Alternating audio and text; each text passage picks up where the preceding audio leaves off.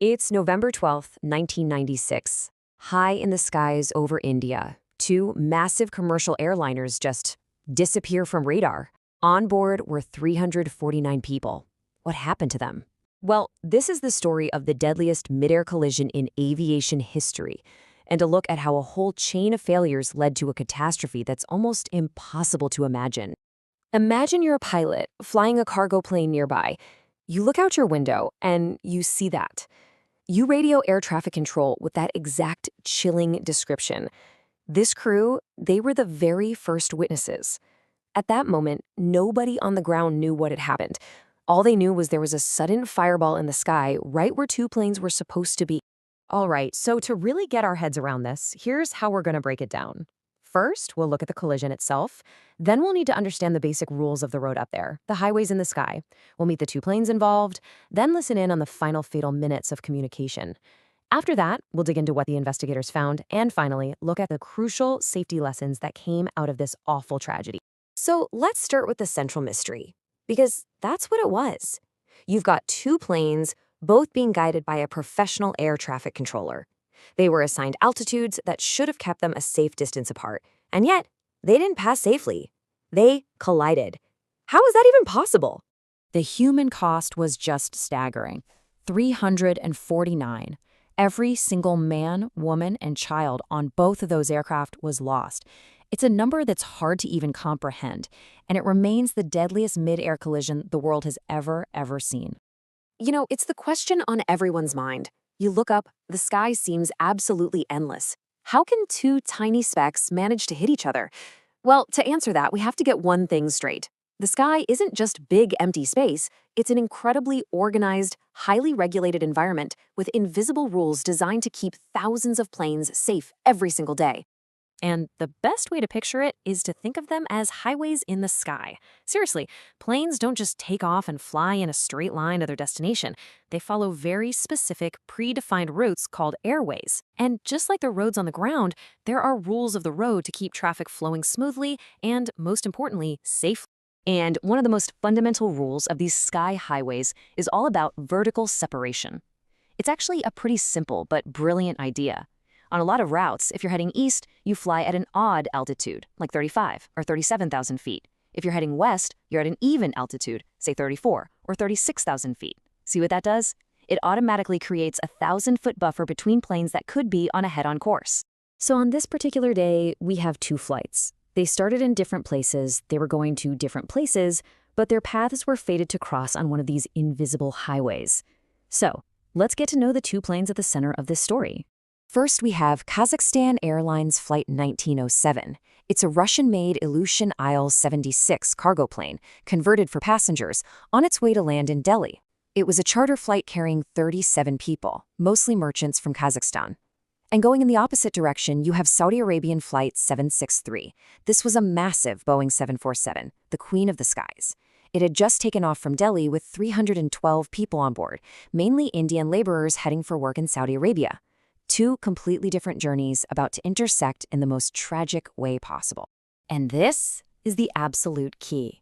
Both planes were on the exact same airway, called Delhi Star, just going opposite ways. You have the Kazakh flight coming down for landing and the Saudi flight climbing after takeoff.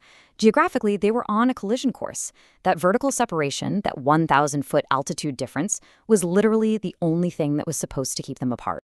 Now, thanks to the air traffic control tapes, we can actually reconstruct those final horrifying minutes. And what's so eerie is that when you listen to the communications, everything seems totally normal, completely by the book. Just pay close attention to the altitudes they report. Okay, here we go. At 6:34 p.m., the controller tells the Kazakh flight to descend to 15,000 feet. 2 minutes later, he clears the Saudi jet to climb up to 14,000 feet.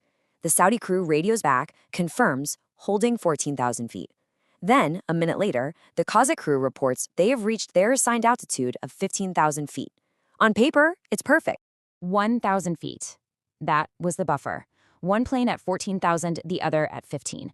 That single 1,000-foot vertical gap was the only thing standing between a normal day and a complete catastrophe for 349 people.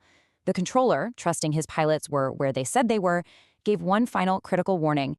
The controller, VK Duta, radios the Kazakh pilots with a totally standard traffic call. He's saying, "Hey guys, look straight ahead of you. There's another plane, a 747, coming right at you, about 10 miles away." It's a final layer of safety, just a heads up so the pilots can see each other. But the response he got back was not what he was expecting. And right here is where the first major crack in the system appears. See, the Kazakh pilots didn't actually speak English. They had a radio operator who was translating all the communications from the tower. And that operator, he didn't understand the controller's warning. He had to ask for a repeat. At the one moment when every single second counted, precious time was lost to confusion. In the days that followed, investigators combed through the wreckage and recovered the flight data recorders, the black boxes from both planes. And the data they held revealed a terrifying truth.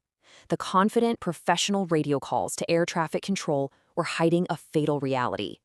And here it is. This is the heart of the whole disaster. When the Kazakh crew reported they were at 15,000 feet, they weren't. The flight recorder showed they were actually well below it, and worse, they were still descending. And fast. Instead of leveling off like they were told, they just blew right through their assigned altitude, putting them on a direct collision course with a Saudi 747 holding steady at 14,000 feet. So you see, it was never just one mistake. It was a whole chain of failures all lining up at once. The first and biggest failure was the Kazakh pilot not following instructions. But that was made worse by the language barrier that delayed that crucial final warning. And then there was the final, fatal flaw in the system, the technology on the ground. The radar at Delhi Airport was old. It could show the controller the planes as dots on a screen, but it couldn't show him their altitude. He had no way of knowing one of those dots was dangerously out of place. He was flying completely blind. Now, as terrible as this all is, every disaster in aviation provides lessons, hard-earned lessons, to make sure it never happens again. And the Charkhi-Dadri collision led to some of the most important safety improvements in modern history, each one directly addressing the failures we just talked about. The biggest one is a system called TCAS, the Traffic Collision Avoidance System. Basically, it's an automated system on board the plane that's constantly talking to the TCAS systems on other planes nearby. If it detects a risk, it doesn't wait for a human to react. It first gives an audio alert, "Traffic, traffic!" But then, if the planes get closer, it issues a direct command to the pilots. It will literally shout, "Climb, climb," in one cockpit, while telling the other plane, "Descend, descend," automatically resolving the conflict. So after this disaster, huge changes were rolled out worldwide. TCAS was made mandatory on all large commercial planes. To fix the communication breakdown, strict English proficiency standards became law for all international pilots. And to help the controllers, airports everywhere were required to upgrade to modern radar systems that show not just a plane's position, but its altitude too. The legacy of Charkhi-Dadri is, without a doubt, a safer sky for all of us. The changes that came from this tragedy have almost certainly prevented similar collisions from happening again. But it does leave us with one last big question.